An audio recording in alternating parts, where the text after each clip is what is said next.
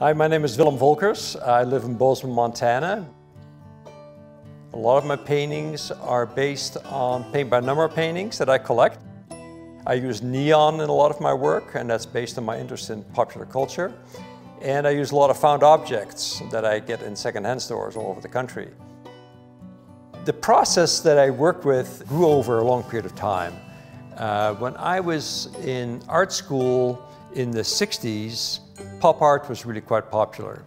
And I had a job at the Henry Gallery, which is the University of Washington's art museum. And I was assistant to the curator there. And we showed a major collection of pop art at that time. And so I got to handle the stuff and got to see it up close and personal. We did a lot of figure painting and figure drawing when I was a student at the University of Washington in Seattle. And so we had a model in almost every class, and sometimes even as many as 3 models. And so it was pretty easy to construct kind of stories around those figures.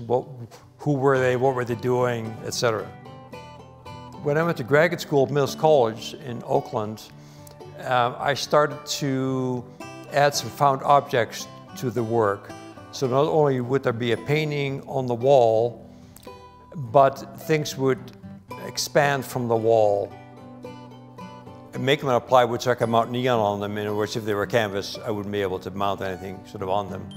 Often they have little shelves that I have objects on to augment or amplify the story I'm trying to tell.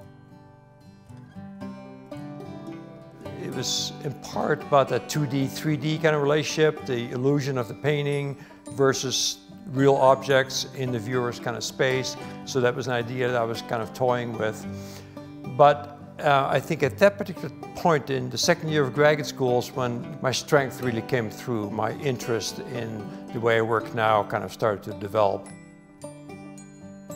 Maybe I didn't have to go by tradition.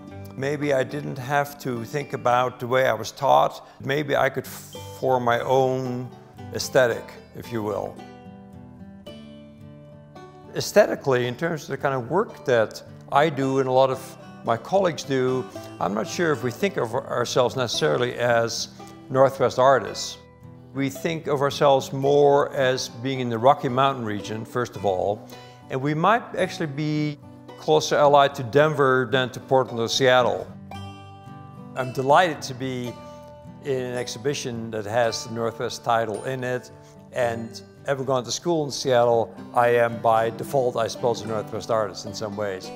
But then I spent 2 years in California, a year in Ohio, 18 years in Kansas City, spent a year teaching in Europe. So I didn't relate as closely to the Northwest as I maybe once did. I think that a lot of what you do in your training and evolution and growth as an artist is finding your own path.